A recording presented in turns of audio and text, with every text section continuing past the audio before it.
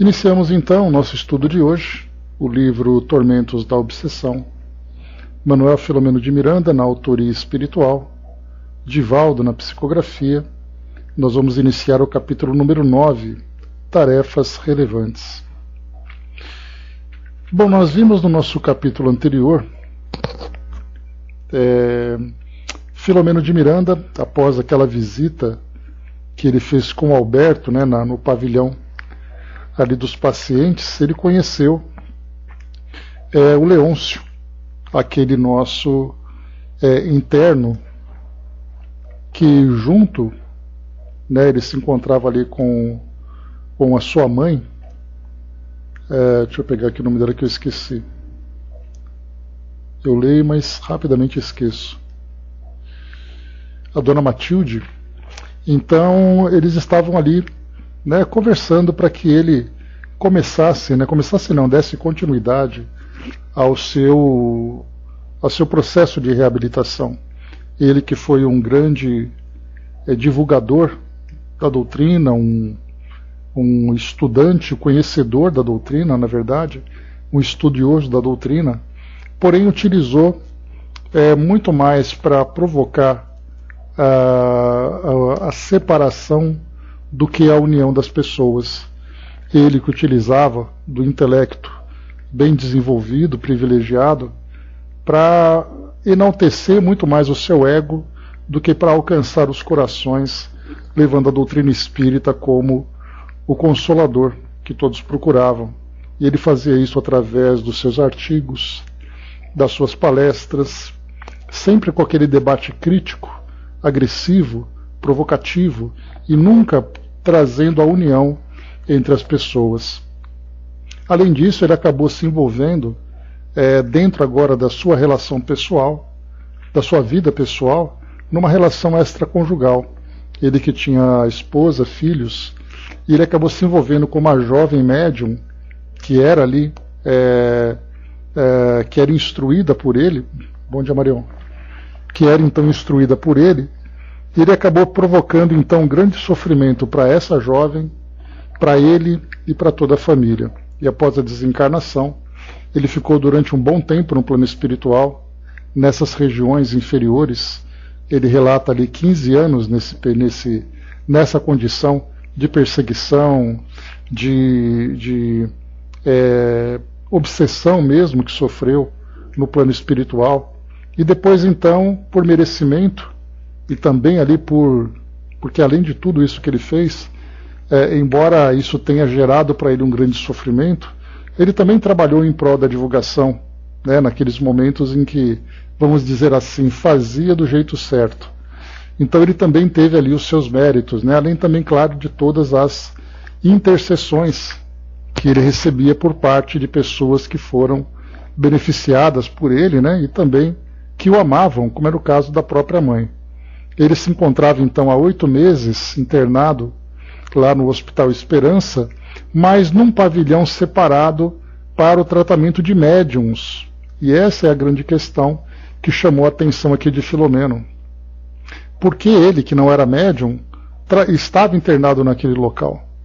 Nesse nosso capítulo anterior, então, o capítulo número 8, o Filomeno, então, após essa visita, conversava com Alberto para poder entender algumas situações, algumas características da história de Leôncio. Primeiro, que na conversa que eles tiveram lá no quarto, a dona Matilde falou que ele era um soldado cristão, uma expressão assim.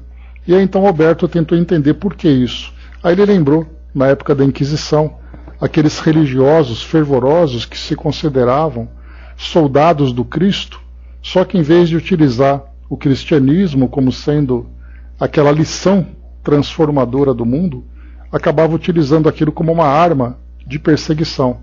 Então, utilizando aqueles exemplos do passado, o Alberto também, ou o Leôncio também, se colocava nessa condição. E aí depois dessas explicações, lembrando ali, né, as cruzadas, lembrando a Inquisição, né, que a gente comentou. E aí depois então ele perguntou, mas por que ele estava internado naquele local em especial e não num espaço próprio para espíritos que tiveram histórias semelhantes? que tiveram histórias semelhantes, né? Aí então foi comentado que os benefícios que ele recebeu era resultado daquilo que ele mesmo tinha construído, né, com a divulgação da doutrina espírita, mais essa intercessão, e que aquele local ofereceria para ele ali condições importantes, né, de tratamento para que ele pudesse se reabilitar. Filomeno perguntou qual seria o futuro dele, como seria o planejamento reencarnatório para que ele pudesse se reajustar perante as leis. E aí então Alberto comentou que não se sabia ainda tinha um longo período de tratamento para que ele pudesse se fortalecer e a partir dali começar a escrever, né, um novo roteiro de vida no futuro, o que foi uma resposta bastante sábia. E depois foi perguntado também, e a jovem? Aquela jovem se encontrava também hospitalizada no Hospital Esperança, porém num setor diferente, ela que tinha um peso muito menor, porque ela foi envolvida, na verdade, e aí, pelo fato de se apresentar ainda com uma certa ingenuidade, né, se deixando envolver, então ela não era considerada tão culpada, então ela tinha como atenuante essa condição. Embora, lembrando sempre que o atenuante ele diminui o peso da responsabilidade, mas ele não isenta as pessoas da responsabilidade, já que todos nós temos o livre-arbítrio para tomarmos as nossas decisões. Então, esse foi o resumo do que nós acompanhamos nesse capítulo anterior. E aí, então, no final, lembrando que essa jovem continuava trabalhando também. E teve aqui uma parte importante, lembrando, que foi perguntado depois a respeito do futuro. E aí, então, o que foi colocado, né, o que é bastante interessante, é que primeiro, deixa eu ver aqui.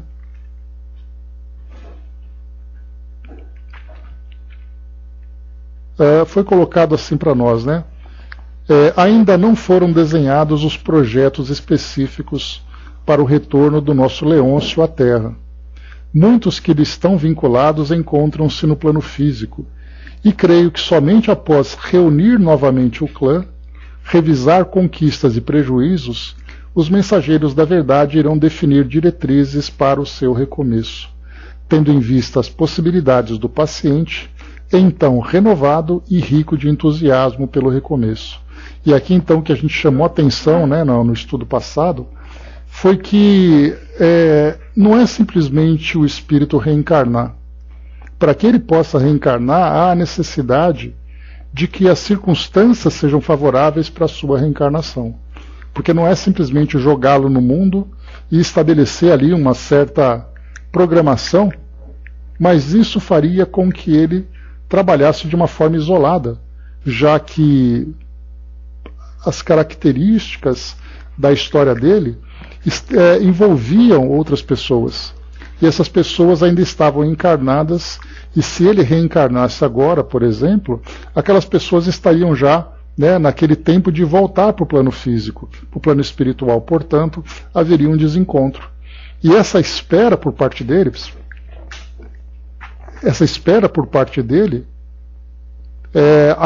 acabaria sendo necessária.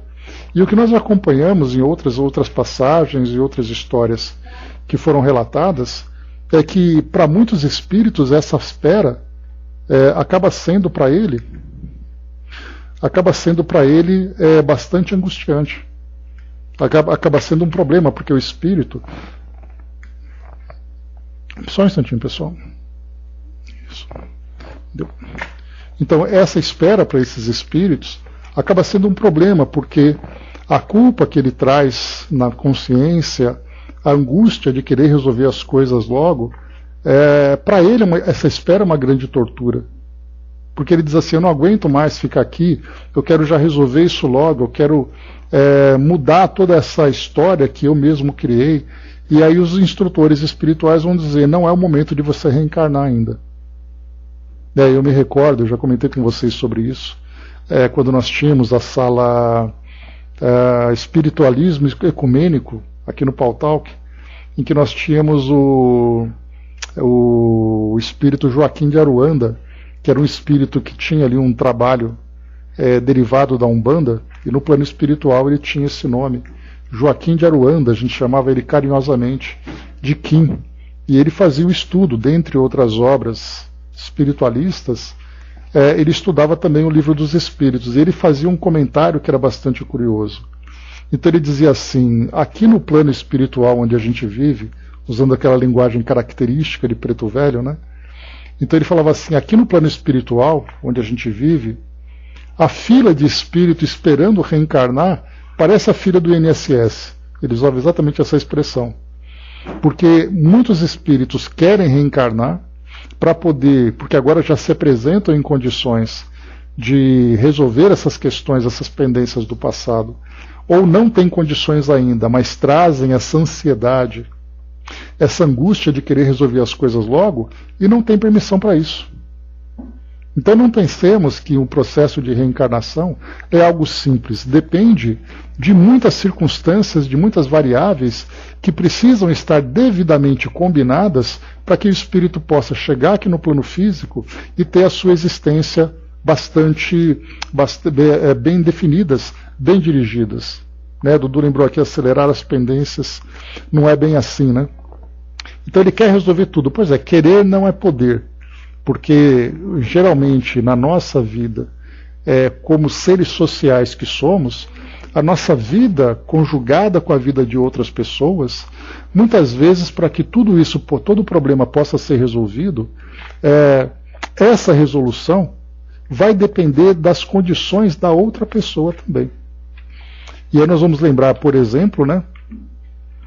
Vamos lembrar, por exemplo, da história que André Luiz trazia sobre aquelas excursões, aqueles trabalhos que ele fazia em determinadas faixas vibratórias do plano espiritual. E aí então ele estava num posto de socorro, um posto importante, resgatando, né, espíritos numa condição bastante desesperadora. E aí então o diretor daquele local era um espírito que, embora tivesse toda aquela autoridade, toda aquela competência, todo aquele conhecimento, ele era um espírito que estava aguardando o momento de reencarnar para resolver pendências que tinham acontecido há coisa de quase 200 anos. E aquilo não foi resolvido ainda porque ele tinha que esperar o momento propício. Já fechou, Angelina, já saiu a pessoa. Ele tinha que esperar o momento propício para poder reencarnar. Então vejamos que não é simples assim. Né, o Dudu colocou, a família espiritual tem que configurar juntos com a família terrena. Então olha só, quer dizer, fazer uma combinação entre a preparação no plano espiritual, a presença dos espíritos envolvidos no plano físico. Então, quer dizer, a gente fica cada vez mais impressionado com a grandiosidade do que é o processo reencarnatório, quando a gente passa a estudar e começa então a raciocinar em torno desse tema. Porque a gente vê, não, aqui a pessoa já saiu já. É só você sair e voltar que já resolve. Então a gente começa a ficar deslumbrado de perceber a complexidade de um projeto reencarnatório. Que felizmente, né, a gente lembra que nós temos o nosso tempo aqui no plano físico e o plano espiritual tem o seu próprio tempo. Então, embora a gente tenha essa expectativa de querer fazer as coisas com brevidade, com rapidez, para resolver tudo logo, não é bem assim. E o Kim de Aruanda, ele dizia assim uma expressão que a gente já comentou também. Ele falou, tem espíritos que trazem na consciência tamanha culpa que eles caem de joelho no chão implorando para reencarnar cego, mudo, surdo, na miséria, só para poder aliviar a consciência. E aí é claro que os espíritos vão dizer que não é assim que acontece, que é necessário ter paciência, ter planejamento, ter preparo, para que a reencarnação realmente ofereça para o espírito a oportunidade dele crescer. Porque não é o autoflagelo dele reencarnar com todas essas desgraças que vão fazer com que ele cresça. Na verdade, ele está se punindo, ele não está se transformando. Né? Dudu colocou, né? Porque senão acaba ficando no desencontro, como você bem disse. Porque é exatamente, né? Muitas vezes nós temos numa reencarnação espíritos que precisam se encontrar dentro de uma determinada configuração, de uma relação. Por exemplo, relação entre pessoas que que estão no mesmo tipo de trabalho, no mesmo tipo de relação familiar, casais, por exemplo, pais e filhos. Olha só que jogo de xadrez é esse, né? Quando você tem que colocar as peças no seu devido lugar para que as coisas aconteçam da mesma forma. E ainda assim, como se isso não fosse o suficiente, toda essa dificuldade, nós ainda criamos as dificuldades, estragando muitas vezes ali parcialmente ou totalmente esse projeto reencarnatório. Olha o exemplo dos filhos gêmeos, por exemplo. É bem lembrado. Então, quer dizer, imagina assim, dois espíritos têm que estar prontos naquele momento para iniciar uma fecundação, para iniciar uma gestação, reencarnarem juntos depois e começarem a fazer um trabalho. Então tudo isso mostra para nós que, no caso do Leôncio, como foi trazido pelo Alberto, obrigado pelas orientações aí para nós, gente. Então, como foi mostrado aqui pelo Alberto, né, que tem que aguardar realmente tudo acontecer. Por isso que, muitas vezes, um espírito fica durante 80 anos, 100 anos no plano espiritual, esperando o momento propício, até porque aqueles companheiros de jornada que, eventualmente, estejam numa condição de problema, eles precisam primeiro se preparar para que todos juntos possam se reencontrar. Então tem que esperar o momento dele, o momento dos outros, o momento circunstancial mais propício para isso, para que a reencarnação aconteça. Olha só o tamanho da dificuldade que é tudo isso. Né? Então a gente fica admirado com o trabalho dos nossos orientadores espirituais, os nossos mentores, os projetistas, né, de reencarnações, por terem essa sabedoria, que certamente ali é uma inspiração que vem lá do muito mais alto, né, para poder fazer com que todos consigam crescer, todos consigam evoluir dentro dessas nossas dificuldades. Muito bem, vamos lá. Esse foi então aqui, olha só uma recapitulação do capítulo anterior, né? Quase já viram outro estudo. Mas vamos lá, tarefas relevantes, né? Agora, André, você imagine, né, uma mãe que tem quíntuplos, né? A gente começa realmente a analisar tudo isso, né? Bom dia, Sandra. É uma família que deve ser organizada dentro de uma determinada sociedade, reencontrando com outros grupos. Tudo isso, então, é uma coisa muito difícil, muito complicada da gente compreender. Né? Felizmente, a gente tem do outro lado esses espíritos sábios que estão ali nos guiando, nos orientando. Né? Por isso que são chamados, né, literalmente de guias espirituais, porque eles nos guiam, nos ajudando ali no melhor caminho para a nossa evolução. Vamos lá, então, tarefas relevantes. Quando voltamos ao gabinete do psiquiatra amigo, aqui no caso do Inácio Ferreira, né, fomos recebidos com um gáudio e interesse em torno do que houvéramos observado e quais eram as nossas opiniões a respeito do trabalho.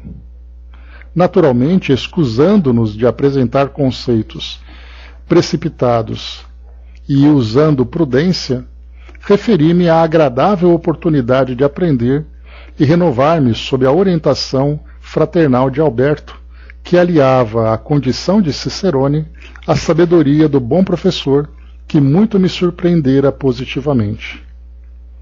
Dispensando-lhe os serviços, pois que se encontrava comprometido com novas tarefas naquela tarde, Dr. Inácio convidou-me a um passeio pelo jardim externo do pavilhão, a fim de nos reabastecermos de energias revitalizadoras extraídas da natureza, né? Então não é a primeira vez que a gente vê os espíritos comentando, né, a importância da natureza, ainda que essa natureza seja apresentada para nós no plano espiritual, diferentemente da biologia terrena, a natureza continua sendo natureza. Né, e ela acaba sendo uma fonte de grande vitalidade para todos nós.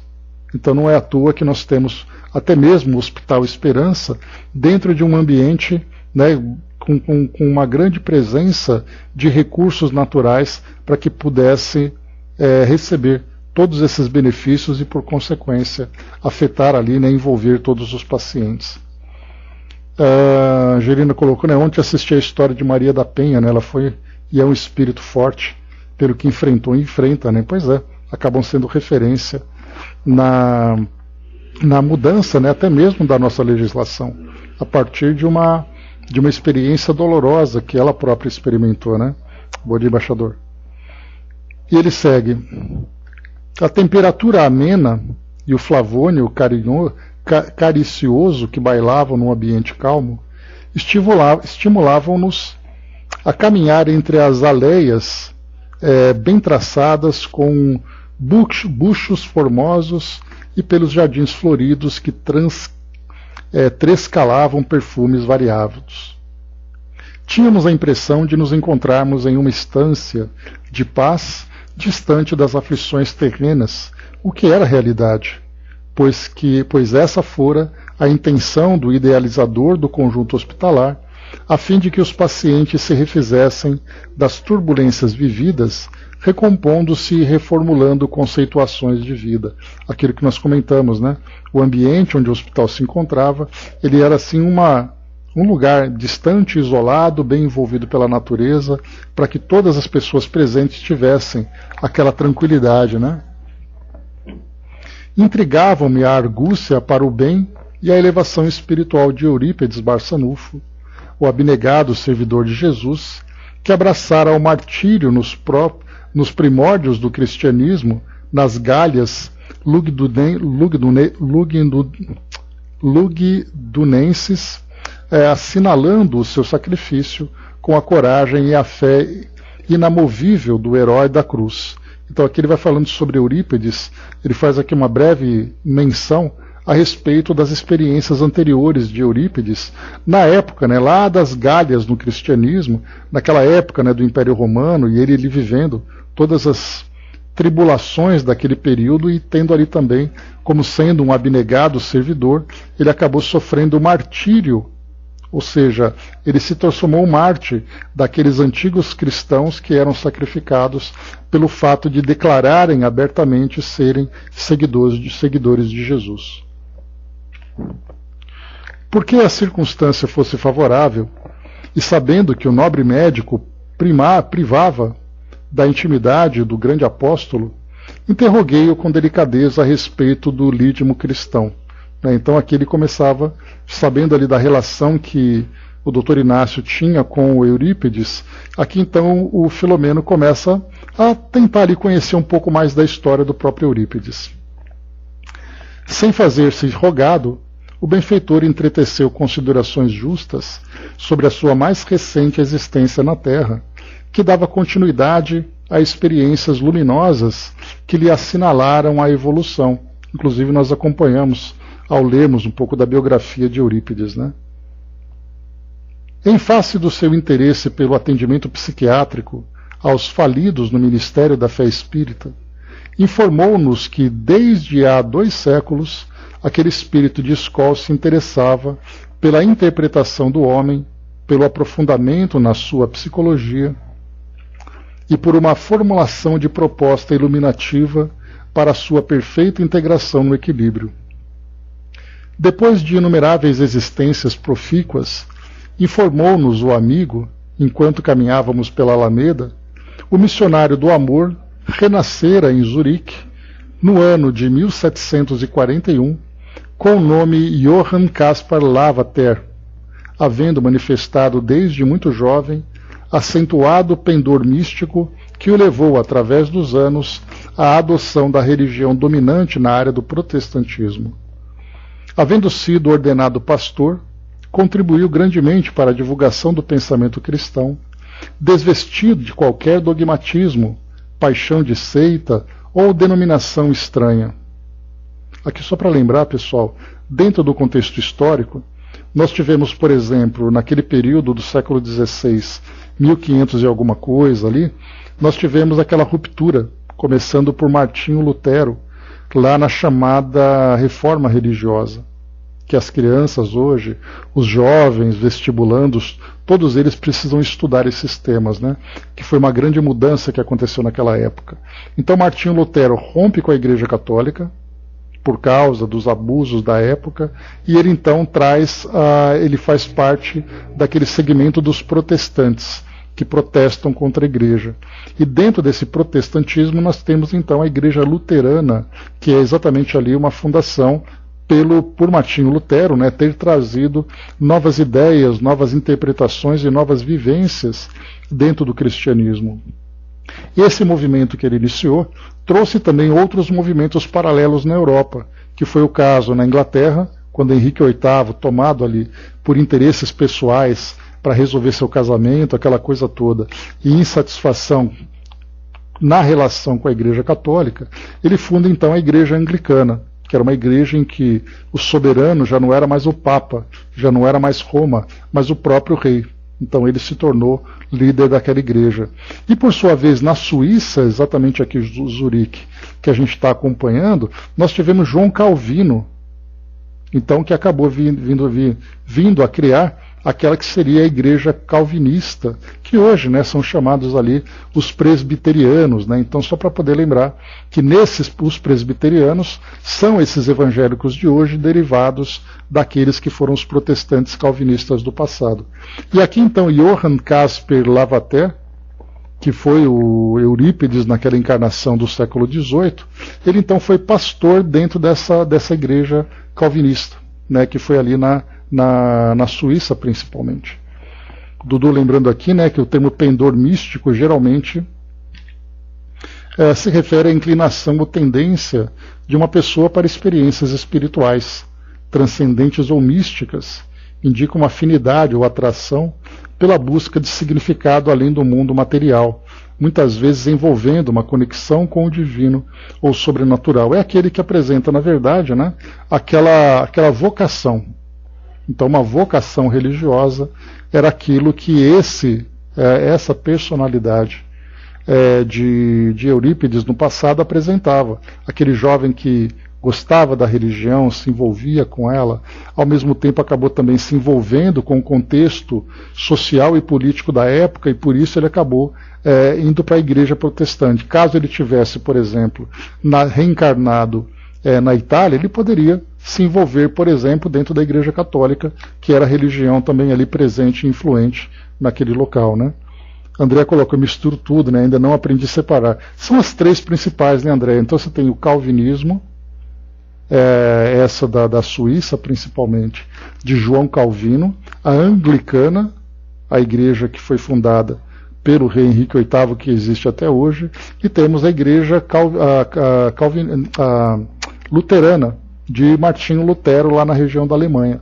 Então nós vamos encontrar aqui no Brasil, por exemplo, na região sul, onde nós temos ali muitas colônias alemãs, a igreja luterana, né? Enquanto que nós temos na Inglaterra a igreja anglicana, que quando a gente vê tudo aquilo que é mostrado, por exemplo, a coroação do Charles III, o sepultamento que nós vimos da Rainha Elizabeth, na época também o casamento do rei Charles, e depois o sepultamento da Diana, tudo aquilo que a gente viu dentro daquelas catedrais, aquelas grandes igrejas, aquele grande cerimonial, tudo aquilo envolve a igreja anglicana. Eu tive a oportunidade de participar do casamento, de ir ao casamento, na verdade, de um amigo aqui em São Paulo, que foi na igreja anglicana, aqui no bairro do Paraíso. E é uma cerimônia muito diferente, muito bonita, né? Então, com rituais, com práticas, um ambiente diferente, né? Que na época eu não era tão assim interessado nisso, mas hoje certamente eu prestaria muito mais atenção nos detalhes, né? Que na época eu fui apenas no casamento do amigo, né? Mas não para prestar atenção nesses detalhes, né? Dudu coloca aqui em Petrópolis tem uma igreja luterana muito linda, né? Visitei o museu deles, né? Então, tem uma amiga minha também que hoje ela está na igreja metodista, mas na época ela era oriunda da igreja também luterana, que ela veio lá do Paraná, né? Do interior do Paraná, naquelas colônias e tudo mais, né? Então, é bem interessante isso, né? Uma história bacana de ser estudada, embora tenha ali os seus momentos mais sombrios, né? Vamos dizer assim. Muito bem, seguindo, vamos lá. Obrigado, Dudu.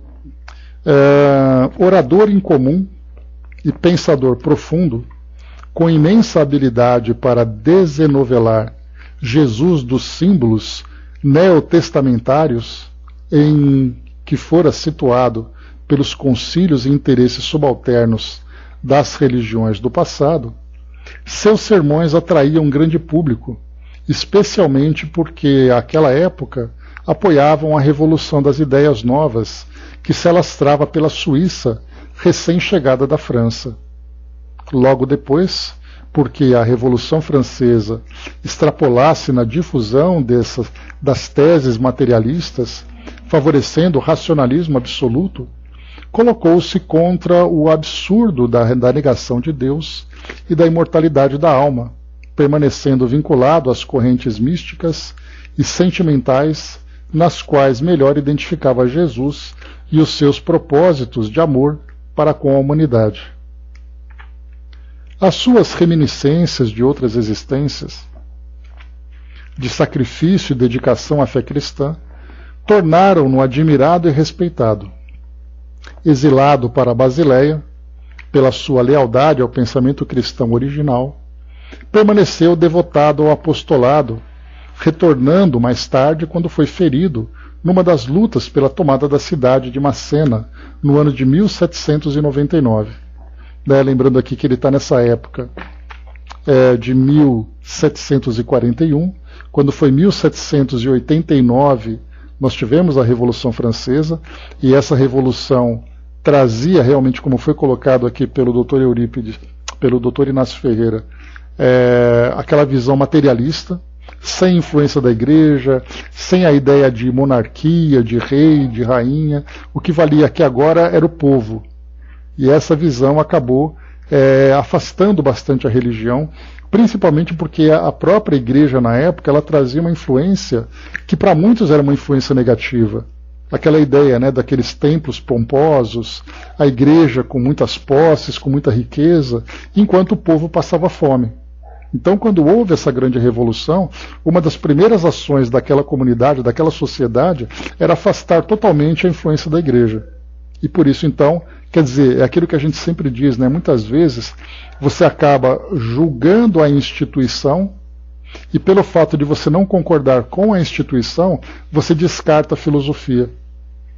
Por isso que a ideia que também ali aconteceu na Europa, já um pouco mais para frente ali na França principalmente, quando a gente fala sobre o positivismo de Auguste Comte, essa ideia do positivismo, ela falava muito sobre o mundo material. E foi nesse contexto que o Espiritismo chegou, entre uma visão materialista da vida e a influência da igreja. E o Espiritismo no meio, dizendo: o fato de você não concordar com a igreja não quer dizer que você não é um espírito encarnado, não significa que Deus deixa de existir, que nós tenhamos a realidade do mundo espiritual. Então você não concordar com a instituição é uma coisa, né? A instituição que traz seus dogmas, suas práticas, sua influência. Então, exatamente esse é um dos argumentos que nós vamos encontrar também entre os ateus, por exemplo. O ateu diz assim: eu não acredito em Deus, não acredito em espírito, porque eu acho que a igreja cometeu muitas barbáries no passado. Quer dizer, qual é a relação de uma coisa com a outra? Porque a igreja queimou um monte de gente, então eu não acredito em Deus. Né? Então a gente acaba tendo essa visão limitada, né, da realidade da vida espiritual por causa desse comportamento dos homens, das instituições humanas, e não da realidade espiritual que todos nós temos. Né? E continua aqui para nós. Então ele falava assim, mais uma vez, né, exilado para a Basileia pela sua lealdade ao pensamento cristão original, permaneceu devotado ao apostolado, retornando mais tarde, quando foi ferido numa das lutas pela tomada da cidade de Macena, no ano de 1799, de cujas consequências veio a desencarnar em 1801. Olha só, 1801, Eurípides Barçanufo desencarna, 1804, Allan Kardec reencarna.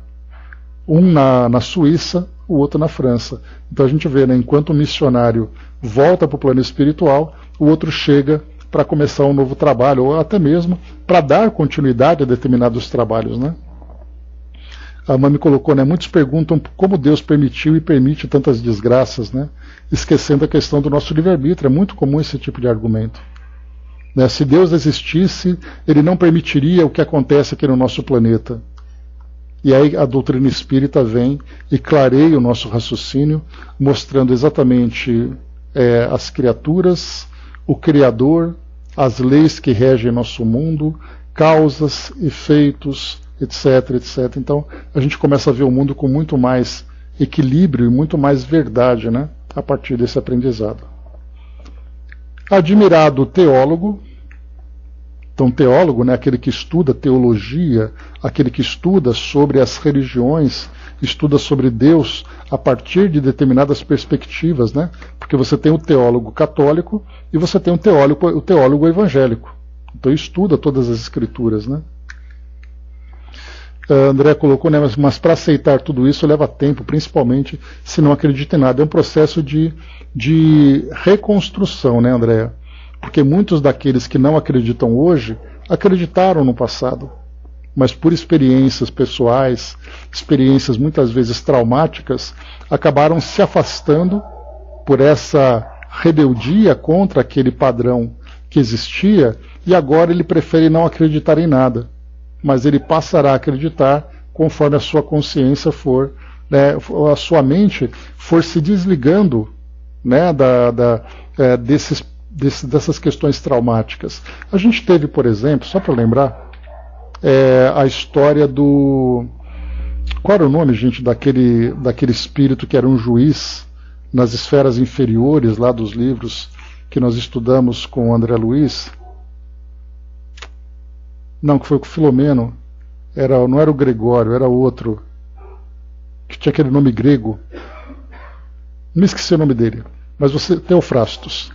Então o irmão Teofrastos, que era aquele juiz e tudo mais, ele havia sido vítima, por causa de uma questão amorosa, ele havia sido vítima de uma grande perseguição, e ele foi torturado, executado pela igreja na época, e ele foi tomado com tanta revolta que a ideia de Jesus para ele era abominável.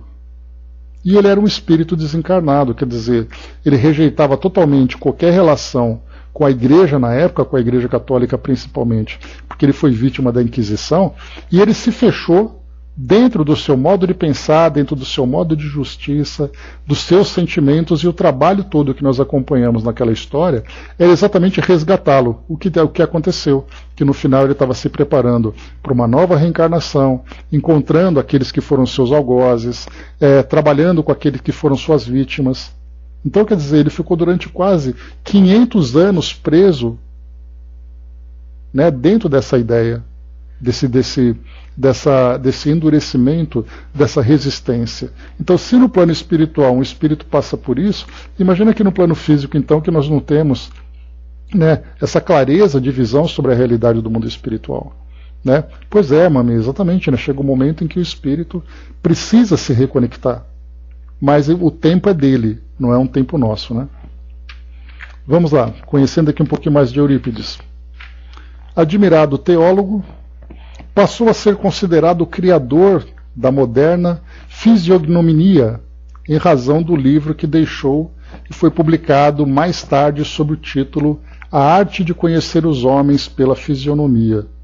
Aqui também algo que era uma pseudociência na época, né? Assim como a frenologia foi também ali, teve o seu momento de acreditar que a personalidade de uma pessoa pode ser observada pelas saliências do seu crânio. Essa fisiognomia também tinha essa ideia de que pela aparência de uma pessoa você detectava o seu caráter, né, que não tem qualquer fundamento científico na atualidade.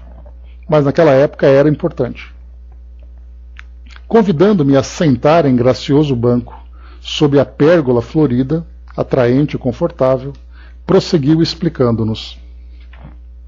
A fisiognomia é uma velha arte, ou ciência para alguns estudiosos, de se conhecer as qualidades inatas e valores morais dos indivíduos através do exame e cuidadosa interpretação da fisionomia de cada um. Trata-se, sem dúvida, de crença antiga, através da qual a fisionomia é reflexo do ser humano em si mesmo.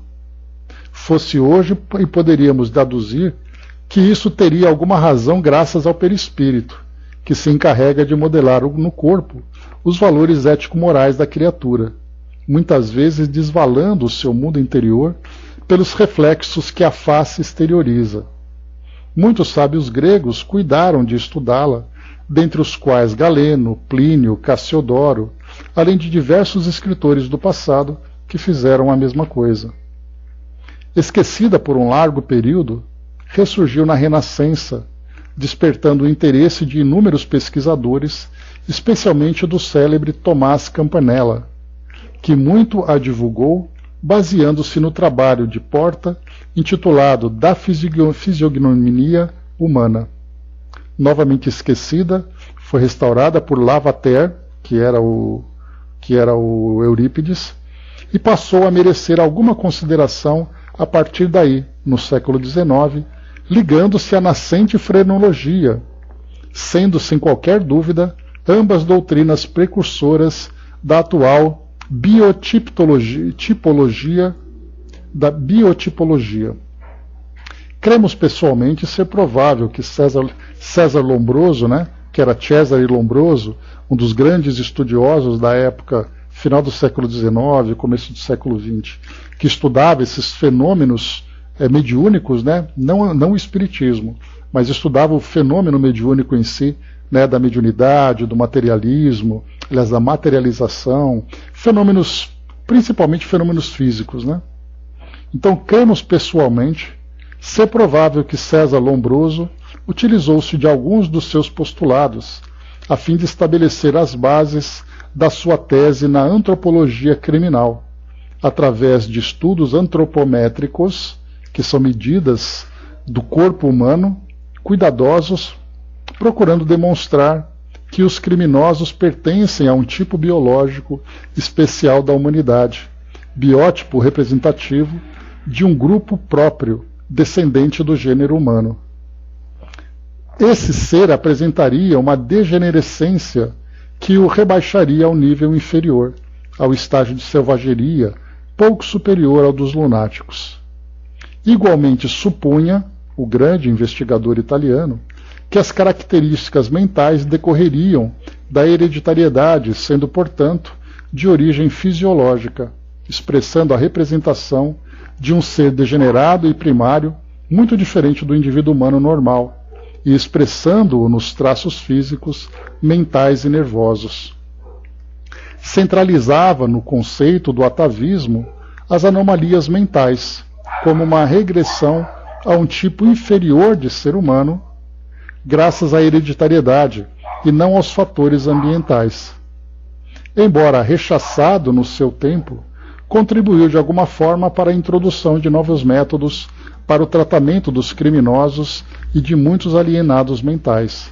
Aqui só para a gente lembrar, essas teorias que apareciam na época, a fisiognomia, a frenologia, antropologia criminal, antropometria e tudo mais, que era estudado no passado, isso tudo já não tem mais nenhuma fundamentação científica, até porque hoje nós conseguimos fazer estudos de imagens, estudos anatômicos, estudos de DNA, e tudo mais, para poder perceber que isso não tem fundamento.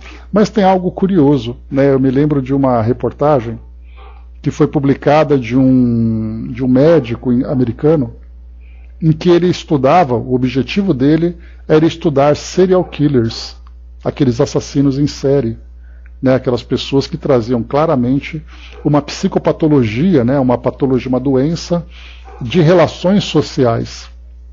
E essas pessoas estavam, na época, no corredor da morte, para serem executados. E ele então fazia tomografia computadorizada daqueles criminosos para tentar encontrar um padrão. O que tinha no cérebro deles que os levassem a esse tipo de comportamento. E ele começou a perceber uma certa característica. Pois é, André, fica para a próxima, mas anota no caderninho para não esquecer, porque é bem interessante. Então, assim, ele começou a fazer esse estudo. Mas aí, no final da sua pesquisa, algo curioso aconteceu. Ele fez uma tomografia dele próprio. O que aconteceu? Ele tinha a mesma característica daqueles criminosos. E ele falou assim: eu estava estudando então o cérebro daqueles criminosos e eu percebi que eu tenho a mesma tendência que eles. Ou seja, ainda não é possível. Tem até alguns filmes de ficção científica em que eles conseguem prever a tendência psicopatológica de alguém por uma determinada característica genética ou anatômica. mas isso tudo fica no campo da ficção. Não dá para você pegar, por exemplo, ali, né, um pouco de saliva, uma gota de sangue, um pedacinho do cabelo, fazer um teste genético dizendo, olha, essa pessoa tem uma tendência a cometer um crime, portanto ela tem que ficar isolada. Nós temos filmes assim, chamados de filmes distópicos, né? A distopia é aquela ordem que existe dentro de uma sociedade, porém essa ordem é construída em cima de algo que é considerado imoral, por exemplo. Então uma sociedade toda bonita, ela só é bonita porque todos os pobres são colocados no esgoto. Isso é uma sociedade distópica, que ela tem a aparência, mas a realidade é outra, né? Então esses filmes mostram isso, né? Mas enfim, isso aqui já são debates de teorias que no passado já foram descartadas, mas que no presente continuam ainda tentando fazer esses estudos. Vamos lá. Assim como também, né, estudos que esse tipo de estudo ele é bastante problemático, porque se nós pensarmos, por exemplo, durante a Segunda Guerra Mundial, os nazistas, né, os médicos principalmente, que faziam parte ali do Reich, esses médicos procuravam testar nas pessoas quais eram as características de pureza que elas tinham, para formar a raça perfeita. E aí então naquela época, claro, eles não tinham testes genéticos, né, mas eles tinham ali testes anatómicos. Bom, eu dizia então para vocês, né, que na atualidade, hoje a gente tem, né, esses testes genéticos que são feitos de pessoas que procuram encontrar qual é a origem nobre que eles tiveram, né? Então nós temos inclusive empresas hoje, uma empresa brasileira que vem divulgando, né, no YouTube e tudo mais, que você paga ali por volta de R$800 mil e você tem a linhagem genética, a sua linhagem genética, e um outro teste que mostra também características genéticas de doenças presentes no seu DNA. Então isso é uma coisa normal hoje, quer dizer, você compra, pela internet você consegue, manda um pedacinho de cabelo pela internet e ele te devolve um resultado. Né? Então hoje a gente vê a facilidade que tem nesses casos. Só que muitas pessoas procuram para poder ou tentar adivinhar a personalidade de alguém, né? Da mesma forma que tentaram estudar o cérebro de Einstein para entender por que ele era um gênio, procurando no cérebro, na matéria, e não procurando no espírito, né? E ao mesmo tempo também, por outro lado, outras pessoas tentando eliminar essa visão que se tem, né, do orgulho humano, né, de querer saber qual é a característica. Porque todo mundo acaba encontrando em algumas regiões do planeta onde existem ali uma concentração daquela característica genética. E, portanto, nessa concentração acaba percebendo que origem africana, origem asiática, origem europeia, que você nem imaginava que tinha, está presente ali na sua própria história. Né? Vou ler rapidinho aqui, pessoal, só para a gente poder finalizar aqui o nosso trabalho. Então ele diz assim ainda: apesar de haver travado conhecimento com os fenômenos mediúnicos, que após estudados levaram-no ao espiritualismo e mesmo ao espiritismo, faltou-lhe um conhecimento profundo da reencarnação, como das leis de causa e efeito, para entender que todo espírito é o autor do seu destino, esculpindo em cada existência carnal as conquistas e prejuízos que decorrem da sua conduta. Desse modo, o atavismo que o leva a uma aparente queda na escala inferior da evolução trata-se apenas de um distúrbio que o espírito se impõe para aprender a valorizar a vida mediante expiações engrandecedoras e provações regenerativas. Né? Então aqui, naquela época, o Eurípides, então, ele até aceitava a reencarnação, aceitava os fenômenos mediúnicos, mas faltava uma compreensão moral do porquê o espírito está nessa ou naquela condição. E ele acreditava, por exemplo, que o espírito degenerava, ele retroagia na sua condição espiritual, sendo que, na verdade, era aparente, era a condição da sua reencarnação, mas o espírito não retroagia, né? Porque isso faltava realmente, foi o que a doutrina espírita trouxe. No caso dos criminosos natos, que tanto o preocupavam, identificamos, sim, em cada um deles o espírito primário, em processo de ajustamento à lei da ordem da disciplina, desarmonizado no grupo social, desarmonizado no grupo social. Então é aquele espírito que destoa da sociedade porque ele é um espírito primitivo, e não porque houve ali uma característica genética ou anatômica que o colocasse nessa condição. Identificados, devem merecer tratamento especializado a fim de evitar que derrapem nos crimes hediondos ou sejam vítimas da própria impulsividade, sendo trucidados por outros mais perturbados, né? Então a gente chegou a estudar sobre isso lá no Livro dos Espíritos, que Kardec perguntou, né, sobre a degeneração, sobre os espíritos considerados celerados, né, que eram aqueles grandes criminosos. A reencarnação é, portanto, a chave para equacionar o enigma que o notável antropólogo criminalista, o Cesare Lombroso, não conseguiu, detendo-se apenas nos efeitos na constituição do crânio e noutras características mentais e nervosas, né? Então, e como ele só estudava fenômeno mediúnico, ele não tinha aquela preocupação de estudar a doutrina espírita dentro do seu aspecto moral. Aqui depois, então, ele vai continuar falando um pouquinho de Eurípides, né? Parecendo ordenar o raciocínio em espontânea reflexão, logo depois deu curso à narração. Depois ele vai falar um pouco mais agora sobre a última reencarnação dele, né? Como lá em Sacramento, em Minas Gerais. Então ele foi depois, nessa nova reencarnação, a gente vai deixar para falar então no nosso próximo encontro sobre essa segunda etapa, né? Dessas duas últimas existências de Eurípides Barçanufo. A Angelina colocou, né? Foi bom a caída, né? Então tá joia. Então, pessoal, é isso. Fechando aqui o nosso estudo de hoje, né, com essa pequena interrupção que a gente teve. Acabou ele tomando uns 10 minutos do nosso tempo, mas, né, a reflexão valeu da gente analisar um pouquinho sobre a própria evolução do pensamento humano, do pensamento científico e também do pensamento espiritual. Né, e a história de Eurípides traz para nós esse aprendizado. Então, fechando por aqui o nosso trabalho.